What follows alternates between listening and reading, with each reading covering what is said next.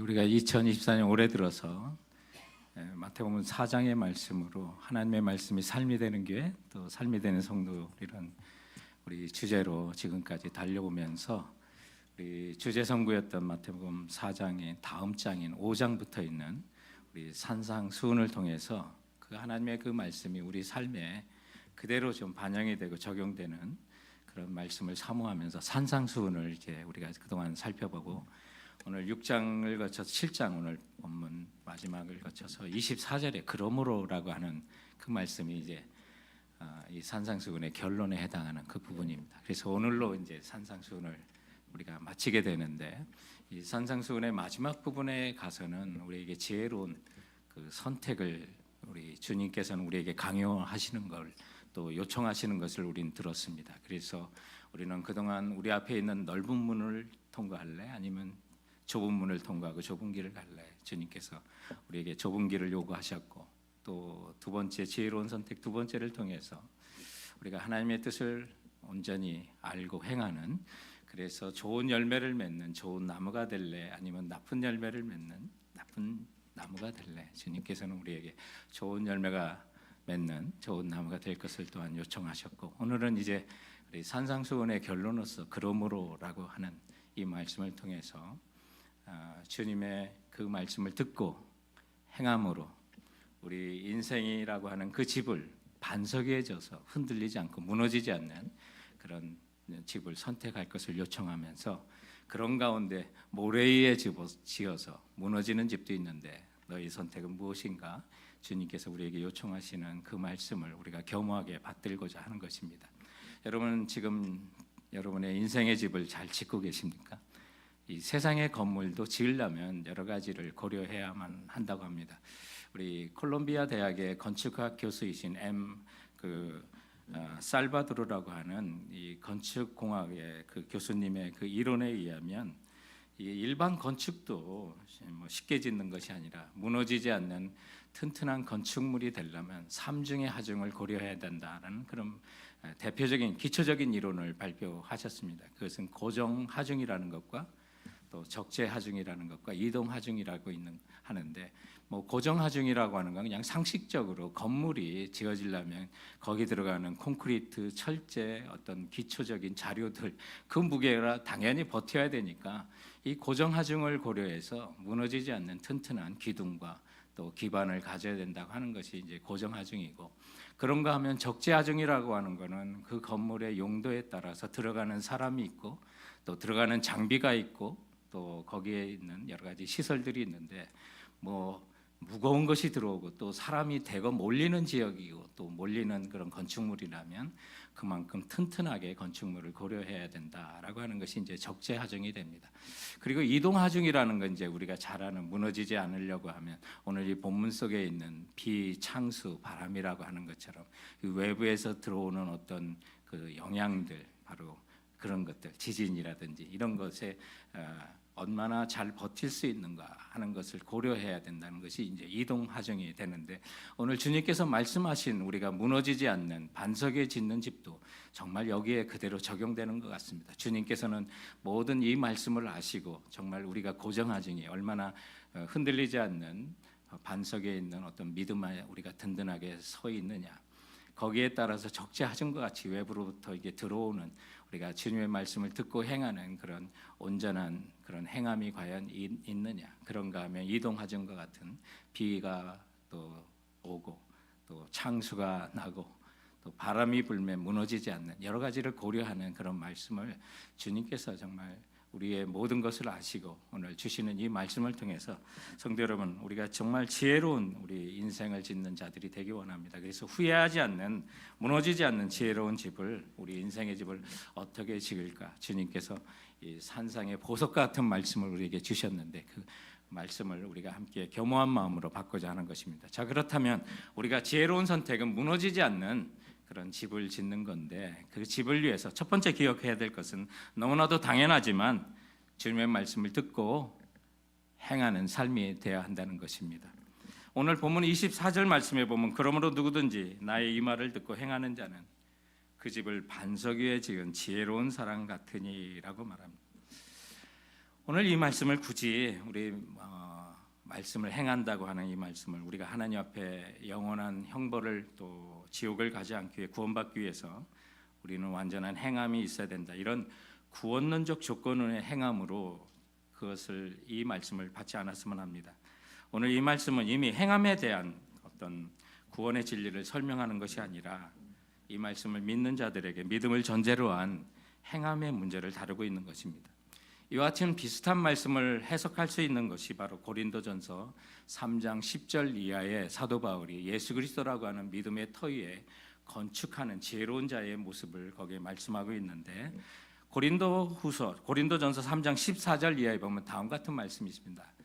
만일 누구든지 그 위에 세운 공적이 그대로 있으면 상을 받고 누구든지 그 공적이 불타면 해를 받으리니 그러나 자신은 구원을 받되 불 가운데서 받은 것 같으니라. 오늘 이 산상수훈의 말씀은 바로 이 말씀입니다. 우리 애가 정말 주를 위해서 예수 믿는다고 했는데 심판 날에 보니까 나의 공적이 다 불타서 해를 받고 구원은 받았을 때 정말 얼굴이 부끄러워서 주님 앞에 낯을 들기가 힘든 그런 구원도 있을 것이라고 예언했는데 바로 그런 거죠. 오늘 우리가 무너지는 삶이라는 건 바로 이런 것입니다. 주님이 오시는 그날에 정말 모든 것이 불타 없어지는 그런 공적이 아니라 주님께서 인정해 주시는 지혜로운, 그래서 무너지지 않는 우리 인생의 집을 지키기 원하는 것입니다. 그런 사람이 바로 지혜로운 사람이라는 거죠. 예수님의 말씀을 듣고 행하는 사람, 그것이 바로 여러분 지혜로운 삶입니다. 날마다 또 여러분이 경건의 시간을 통해서 갖는 그 말씀대로 여러분 행하고 있습니까? 또는 주일마다 또 들려지는 그 하나님 말씀을 듣고 행하고 살며 있습니까? 여러분, 그러나 우리가 하나님의 말씀을 어떻게 듣느냐, 어떤 마음으로 듣느냐 하는 그 동기가 참 중요한데 오늘 이 말씀의 산상수훈을 마치면서 28절과 29절에 보면 예수께서 이 말씀을 마치심에 무리들이 그의 가르치심에 놀라니 이는 그 가르치시는 것이 권위가 있는 자와 같고 그들의 서기관들과 같이 아니함이로라라고 말합니다. 당시 예수님 당시에 구약의 말씀과 성경 말씀을 해석해주고 설명해주는 사람이 서기관이었는데 그 사람들하고 예수님이 말씀하시는 거하고 완전히 이게 권위가 또 다르고 그 능력이 달랐던 거죠. 왜냐하면 저자이시니까요. 말씀의 저자이신 주님이 우리 세상도 보면 어떤 책이 정말 좋더라고 소개하는 사람하고 그 책의 저자가 와서 설명하는 거하고 같을 수가 없지 않습니까? 마찬가지로 정말 하늘과 땅을 지으신 창조주이신 예수님께서 이 땅에 오셔가지고 친히 그 말씀을 들려주시니 그 권위가 얼마나 그 차이가 있겠습니까? 더군다나 예수님께서 우리에게 하시는 그 모든 말씀을 우리를 구원하시고자 하는 또 우리를 건지시고자 하는 사랑으로 인하여 말씀하시니까 모든 말씀이 사랑이 담겨 있으니 그 말씀이 오죽하면 그 백성들도 그 말씀을 듣고 놀랬다고 오늘 말씀해 보니까 저들이 놀랬습니다. 그리고 권위가 너무나도 달랐습니다. 그러나 그 말씀대로 행하느냐 행하지 않느냐는 여러분 별개의 또 문제입니다. 여러분이 이 능력이 하나님 말씀, 그 말씀은 여러분이 믿든 믿지 않든 행하든 행하지 않든 진리입니다. 완전히 이루어질 그 말씀입니다. 그러나 그 말씀을 듣고 과연 행할 수 있는 분입니까? 행하지 못하는 분입니까? 여러분 스스로 대답을 하셔야만 하는 것입니다. 오늘 이 같은 말씀을 듣고 주님이 정말 놀라운 능력의 말씀을 주셔도 내 마음이 세상과 물질에 가득 차 있다면 여러분 그 말씀에 듣는 내용이 달라집니다. 왜곡하며 그 말씀을 듣게 됩니다. 우리는 지난주 목요일에 우리 목요일 에제르 여성 예배 때 마가복음 8장을 다루게 되는데 그 8장의 제목이 둔하여진 마음이에요. 둔하여진 마음. 우리 마음이 둔하여지면 하나님 말씀이 잘못 듣게 된다는 거죠. 마가복음 8장 말씀에 보면 5병 이하의 기적에 비슷한 7병 이하의 기적이 나와요. 근데 5병 이하의 기적과 장소가 달라요. 5병이 전 베세다라고 하는 유대인 지역이었어요. 근데 이 7병 이하의 기적을 보면 그 사건이 데가볼리라고 하는 갈릴리 남동쪽에 있는 이방인 지역에서 일으켰던 그 사건이에요. 그래서 5병 이하의 기적에는 예수님께서 12광주리의 그 바구니에 부스러기가 남아가지고 예수님께서는 12지파 모든 유대인들의 풍성한 생명의 양식인 것을 보여주셨다면 이 데가볼리 이방인 지역에서 있었던 그 기적을 보면 가나안 7족속이라고 그러죠. 이방인의 대표적인. 그래서 7광주리를 거두는 그 역사를 통해서 제자들이 그 현장을 봐요.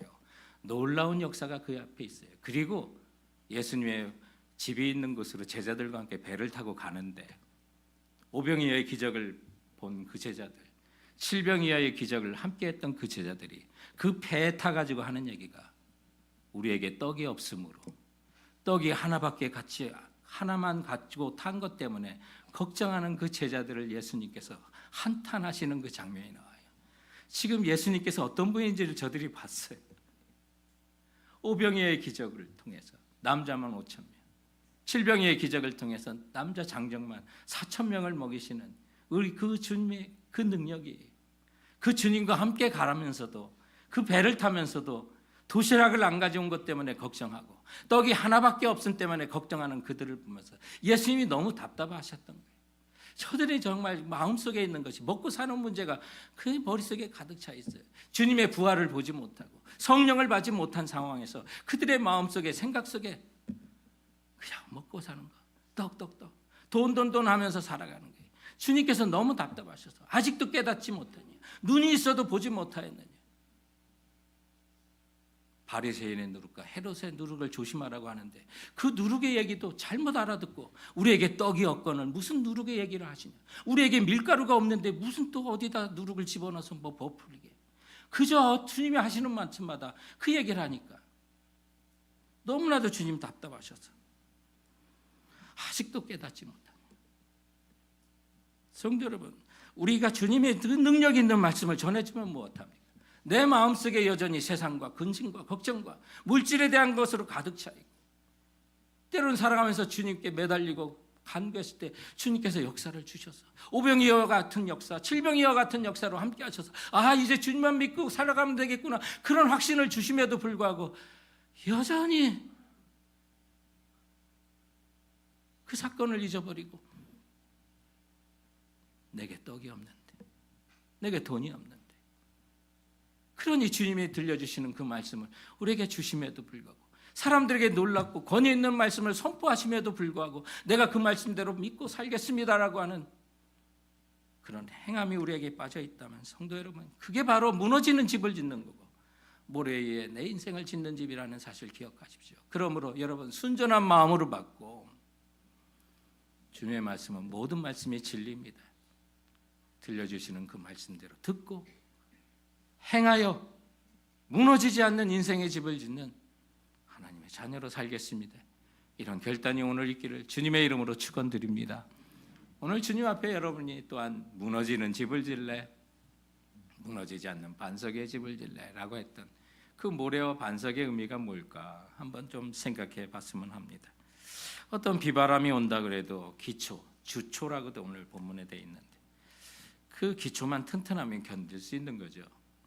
반석 위에 집을 지으면 무너지지 않는다고 말씀합니다.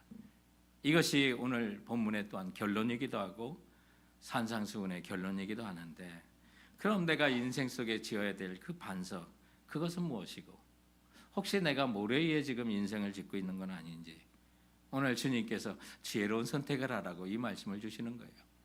오늘 본문 24절 이하의 말씀에 보면 그러므로 누구든지 나의 이 말을 듣고 행하는 자는 그 집을 반석에 지은 지혜로운 사람 같으니 비가 내리고 창수가 나고 바람이 불어 그 집에 부딪히되 무너지지 아니하나니 이는 주초를 반석 위에 놓은 까닭이요 나의 이 말을 듣고 행하지 아니하는 자는 그 집을 모래 위에 지은 어리석은 사람 같으리니 비가 내리고 창수가 나고 바람이 불어 그 집에 부딪힘에 무너져 그 무너짐이 심하니라 라고 말합니다.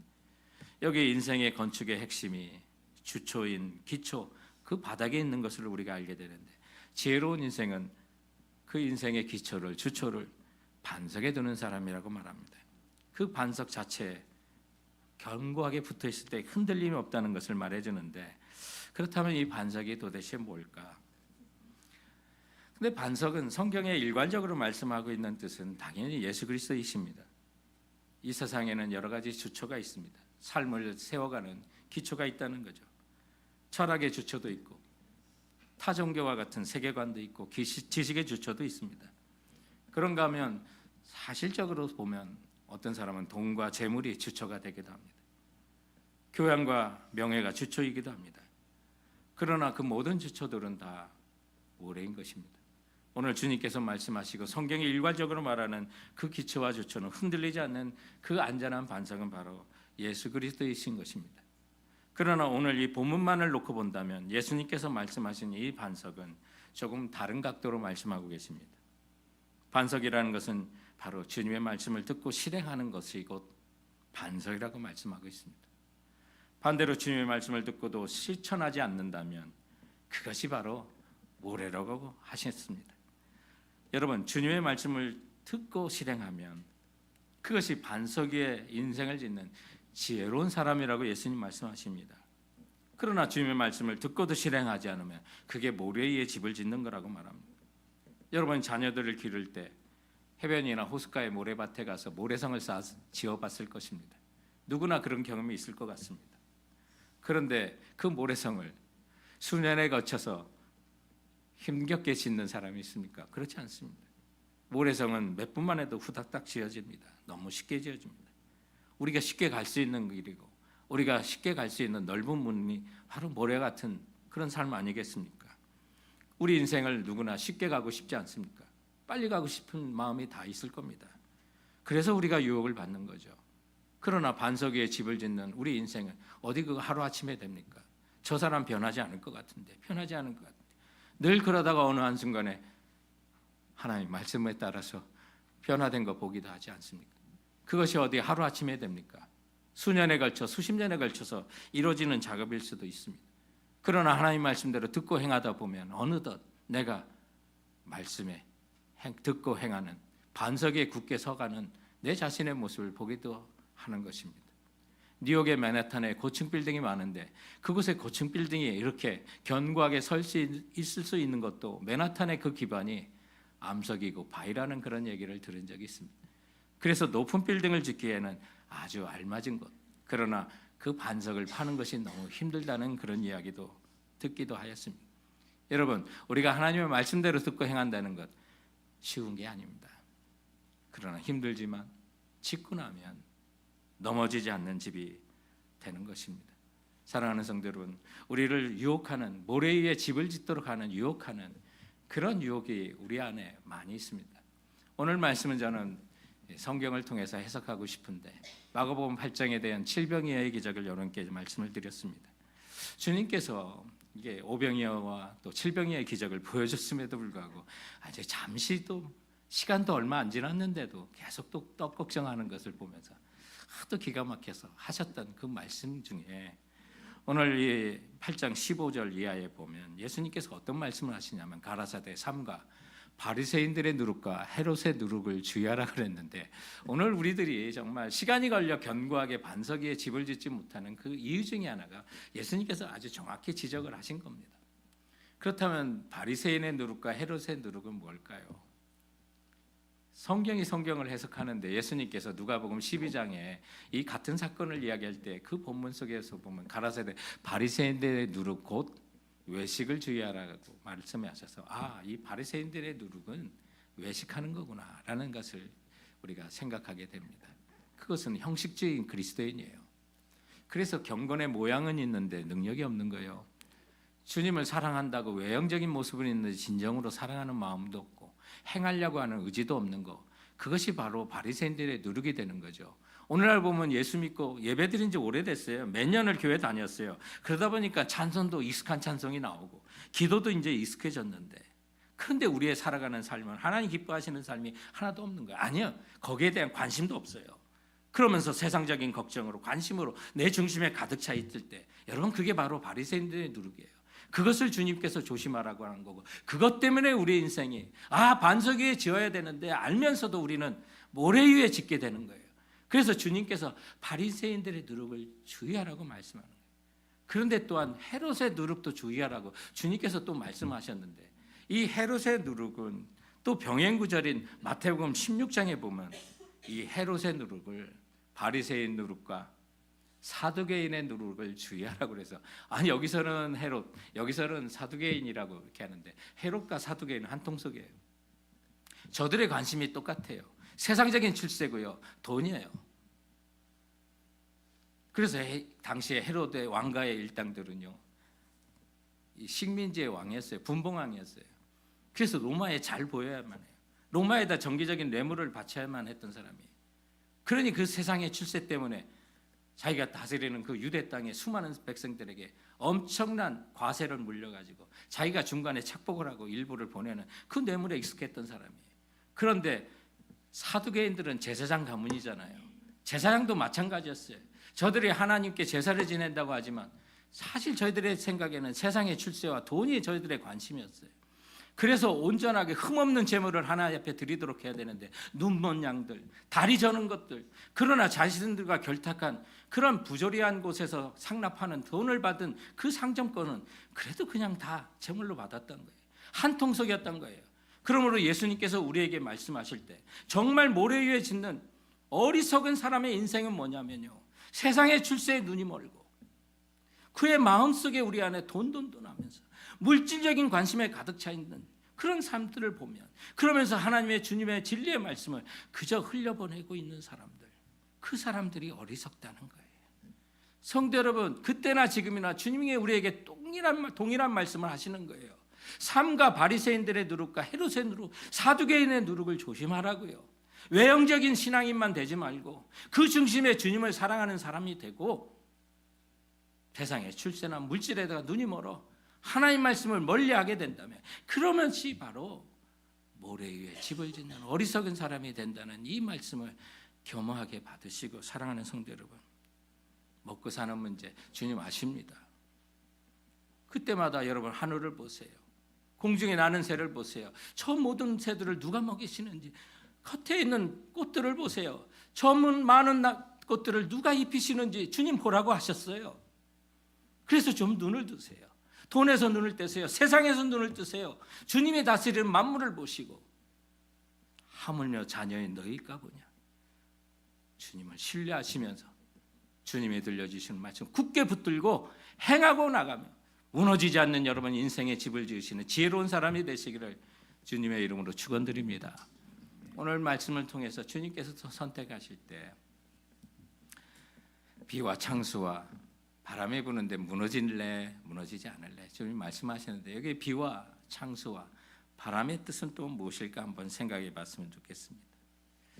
우리는 결국 우리가 짓는 집은 어떤 결정적인 순간에 이게 무너지는 집인지 안 무너지는 집인지 알 수 있다고 말씀하시면서 비와 창수와 바람에 대한 이야기를 하셨어요. 그래서 이 모래 위에 지은 집, 반석 위에 지은 집, 이 두 집의 견고성을 시험하는 비와 창수와 바람은 무엇을 의미할까? 두 가지 관점에서 우리가 생각해 보는데, 첫째는 인생의 역경을 의미한다고 보면 됩니다. 내 인생의 역경이 찾아올 때, 시련이 찾아올 때, 시험과 아픔과 질병이 찾아올 때 여러분 어떤 반응을 보이셨습니까? 그때도 주님의 말씀은 진리의 말씀이었습니까? 그대로 믿고 따를 행했던 말씀입니까? 아니면 주님께 서운한 마음을 갖기도 했습니까? 어떤 사람은 정말 그 불같은 시험 앞에 연단되어 금과 같은 정금과 같은 모습으로 나오는가 하면 그 불같은 시험에 그저 타버리는 사람이 정말 많아요. 엎어져서 일어나지 못하는 사람도 사실 많은 거예요. 사실 그럴 때 보면 저 집이 든든한 집인지 무너지는 집인지 쉽게 알 수 있었던 거죠. 여러분의 여러 가지 시련과 역경 앞에 나는 그동안 어떤 믿음의 삶을 살았는지, 이게 모래 위에 지은 집이 아니었는지, 반석 위에 지은 집은 아니었는지 한번 돌아보시기 바랍니다. 진짜 다이아몬드와 가짜 다이아몬드를 구별하는 여러 가지 방법이 있는데 가장 쉬운 방법이 물에 그것을 넣어서 수중 분별법이라고 하는 것이 가장 쉽다고 하는 이야기를 들었습니다. 가짜 다이아몬드는 그저 이렇게 불빛이나 햇빛 앞에서는 진짜 다이아몬드인지 구별 안 될 정도로 빛을 발하지만 물속에 집어넣어 보면 그 빛을 발하지 않는다 그래요. 그런데 진짜 다이아몬드는 물속에 들어가도 그 빛을 잃지 않고 영롱한 빛을 발휘한다고 하죠. 마찬가지입니다. 우리의 진짜 믿음인지, 우리가 반석 위에 세워가는 정말 신실한 믿음의 삶이고 무너지지 않는 그런 지혜로운 나의 인생의 집을 짓는지는 그런 역경을 당해보면 알아요. 역경을 만났을 때 알아요. 그리고 그 역경을 믿음으로 해석하고 주님의 말씀으로 해석해 나갈 수 있는 사람이라면 여러분 그것이 바로 지혜로운 사람이에요. 무너지지 않는 집을 만나는 거죠. 그래서 정말 여러분 역경 앞에 내가 어떤 인생을 살았는지 돌아보시고, 또 하나 여기 비, 창수, 바람이라는 것은 오늘 이 본문을 보면, 그리고 산상수훈에 일괄적으로 말하는 그때는 바로 우리가 주님 앞에 서게 될 날을 말해요. 세상 심판 때를 말하는 거죠. 그래서 사도 바울도 고린도전서 3장 10절 이하에 보면 우리가 예수 그리스도라는 믿음의 터 위에 집을 짓는 그 지혜로운 건축자의 이야기를 하면서, 만일 누구든지 금이나 은이나 보석이나 나무나 풀이나 짚으로 이 터 위에 세우면 누구든지 그 공적이 불타면 해를 받으리니라 그래요. 우리가 어떤 삶을, 주님을 사랑하면서도 두 죄인을 섬기면서 금이나 은이나 보석을 사랑하고 나무나 풀이나 집과 같은 그런 인생으로 우리가 집을 지었다면 정말 불과 같은 주님께서 이 땅에 심판주로 오실 때 그 공적은 다 불탄다는 거예요. 성도 여러분, 정말 예수 믿는 자녀로 살았다고 하면 그날에 모든 것이 불타면 얼마나 허망하겠습니까? 그래서 정말 부끄러운 구원을 받을 자도 있다고 주님 말씀하셨으니까 분명히 그런 사람은 있을 거예요. 그러나 그 순간에도 공적이 불타지 않는 사람이 있다고 그랬으니까 성도 여러분, 우리는 주님의 말씀을 듣고 행함으로 우리의 공적이 주님 오시는 그날에 더욱더 빛을 발할 수 있는 성도들이 되어야 될 줄로 믿습니다. 그 사실은 뭐냐면 주님 다시 오시는 그날까지 이 세상의 비와 창수와 바람이 진정으로 부는 모든 사람을 심판하시는 마지막 심판 날까지 내 인생이, 나의 공적이, 나의 신앙과 믿음이 이 땅에서는 공정한 평가를 받지 못할 수 있다는 거예요. 시험과 억압과 수많은 고난이 내 앞에 있어도, 내가 신실하게 주님을 붙들어도 그게 된 올바른 열매와 결과가 주님 오시는 날까지는 나타나지 않을 수 있다는 사실을 말해주고 있어요. 그러나 이 사실을 알고 끝까지 주님의 말씀을 듣고 붙들고 그 말씀들을 행하는 자는 주님 오시는 그날에 불에 타지 않는 공적으로 부끄럽지 않은 영광스러운 구원 얻게 될 것을 여러분 믿으시기 바랍니다. 그러므로 오늘 이 주님께 주신 이 말씀을 겸허하게 받으시고 그 말씀 그대로 행할 수 있는 우리 성도들이 되길 원합니다. 성도 여러분, 우리는 지난 3월 22일에 전 세계에 퍼진 아주 놀라운 사건이 하나 있었습니다. 그것이 러시아 모스크바 인근에 있는 한 공연장에서 테러가 일어나게 된 건데, 그 테러가 이슬람의 호라산이라고 하는 그 IS 단체가 불을 지르고 또 총격을 난사를 하고 폭탄 테러를 저질러서 360명이나 부상을 당하고 사망하신 분과 143명이나 사망하는 놀라운 사건이 있었습니다. 거의 500명 이상이 이렇게 부상당하거나 죽게 되는 이런 사건인데, 정말로 어처구니 없는 너무나도 큰 사건 사고가 거기에 있었는데, 뒤에 알려진 사실이 미국이 이 테러 관련 정보를 이미 알았다는 거죠. 그래서 러시아에다가 알려줬고 또 러시아 정부와도 직접적으로 소통을 했었다고 합니다. 훗날에 발표되기를 왓슨이라고 하는 백악관 국가안보회의 대변인이 당시에 미국 정부가 테러 등 중대한 위협에 관한 정보는 적성국이라 할지라도 제공해야 된다는 경고의 의무가 있답니다. 그래서 그 경고의 의무의 정책에 따라서 러시아 당국에 이 정보를 공유했었다 그래요. 그리고 미국인들에겐 대사관을 통해서 러시아에 주재하는 미국인들에게는 48시간 앞으로 큰 규모의 모임을 참석을 피하라고 하는 경고문을 그렇게 발송을 했었다고 합니다. 이렇게 경고했음에도 불구하고 러시아 정부는 미국이 러시아의 사회를 불안하기 위한 협박이라며 그 경고를 무시했다가 그 엄청난 일을 당했다고 합니다. 성도 여러분, 평소에 주님이 들려주시는 그 말씀을, 우리가 평소에 그 말씀을 온전히 순종할 때 언제 닥칠지 모르는 그 위기를 우리는 벗어날 수가 있는 것입니다.